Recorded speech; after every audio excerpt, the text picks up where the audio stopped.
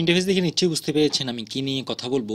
10 পদে ধর্ম বিষয়ক মন্ত্রণালয়ে যে নিয়োগ বিজ্ঞপ্তি শুরু হয়েছে সেই নিয়োগ বিজ্ঞপ্তি নিয়ে আপনাদের সাথে আলোচনা করব, যার শেষ তারিখ 11 তারিখ 1 মাস 2025 বিকাল 5টা। এখন কি পদে কারা কারা আবেদন করতে পারবেন সেই বিষয় নিয়ে আলোচনা করা হবে। তো আপনি যদি আমার চ্যানেলে নতুন হয়ে থাকেন তাহলে অবশ্যই ভিডিও দেখে লাইক কমেন্ট শেয়ার এবং সাবস্ক্রাইব করুন। সাবস্ক্রাইব করে অল বাটনটা সেট করে দিন। তাহলে গণপ্রজাতন্ত্রী বাংলাদেশ সরকার ধর্ম বিষয়ক মন্ত্রণালয় প্রশাসন 1 শাখা বাংলাদেশ সচিবালয় ঢাকা নিয়োগ বিজ্ঞপ্তি। ধর্ম বিষয়ক মন্ত্রণালয়ে রাজস্ব খাতভুক্ত নিম্ন বর্ণিত শূন্য পদে অস্থায়ী ভিত্তিতে পদের পাশে বর্ণিত বেতনের স্কেল অনুযায়ী নিয়োগের নির্মিতে বাংলাদেশের প্রকৃত নাগরিকদের নিকট হতে অনলাইনে এই ওয়েবসাইটের মাধ্যমে আবেদন আহ্বান করা যাচ্ছে। অনলাইন ব্যতীত অন্য কোনো মাধ্যমে আবেদন গ্রহণ করা হবে না। কি পদের নাম ও বেতন স্কেল। জাতীয় বেতন স্কেল 2015 অনুযায়ী শূন্য পদের সংখ্যা এবং প্রয়োজনীয় যোগ্যতা। প্রথমটা হলো 60 মুদ্রাক্ষিক কাম কম্পিউটার অপারেটর। 3টা পদ স্বীকৃত বিশ্ববিদ্যালয় হতে স্নাতক সমমানের ডিগ্রি, কম্পিউটার প্রশিক্ষণপ্রাপ্ত। 60 লিপিতে সর্বনিম্ন গতি প্রতি মিনিটে বাংলায় 45 শব্দ, ইংরেজিতে 70 শব্দ থাকতে হবে এবং কম্পিউটার মুদ্রাক্ষরে সর্বনিম্ন গতি প্রতি মিনিটে 25 শব্দ, ইংরেজিতে 30 শব্দ থাকতে হবে।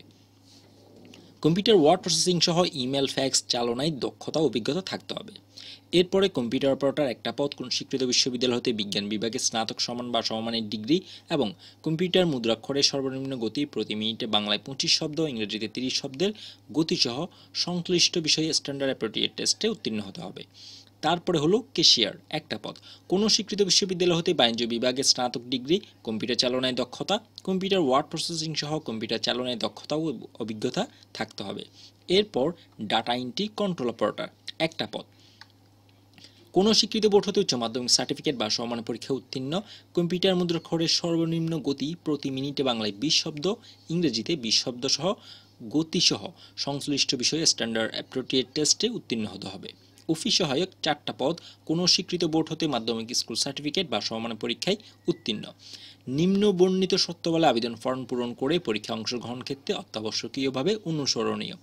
যারা আবেদন করতে যাচ্ছেন তারা আগে সম্পূর্ণ এই নোটিশটা ভালোভাবে পড়বেন। এখানে অনেকগুলো ইনফরমেশন আপনাদের দেওয়া আছে, কারণ নিচে যদি যান আস্তে আস্তে তাহলে এখানের মধ্যে কিন্তু অনেক ধরনের অনেক কথা উল্লেখ আছে, যার কারণে এই জিনিসগুলো আপনারা অবশ্যই ভালোভাবে পড়ে নেবেন।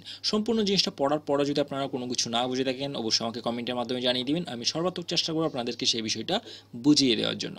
আর আপনি যদি আমার চ্যানেলে নতুন হয়ে থাকেন তাহলে অবশ্যই ভিডিও দেখে লাইক কমেন্ট শেয়ার এবং সাবস্ক্রাইব করুন। সাবস্ক্রাইব করে অল বাটনটা সেট করে দিন। নেক্সট ভিডিও আসা পর্যন্ত সবাই সুস্থ থাকুন, ভালো থাকুন। ধন্যবাদ সবাইকে। আল্লাহ হাফেজ।